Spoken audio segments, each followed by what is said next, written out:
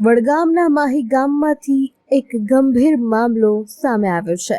અહીં યુજીવીસીએલના ફરજ પરના ઇલેક્ટ્રિક આસિસ્ટન્ટ સાથે સરપંચ દ્વારા ગેરવર્તણૂક, જાતિગત અપમાન અને જાનથી મારી નાખવાની ધમકી આપવામાં આવ્યા હોવાની ફરિયાદ શુક્રવારે છાપી પોલીસ મથકે નોંધવામાં આવી છે।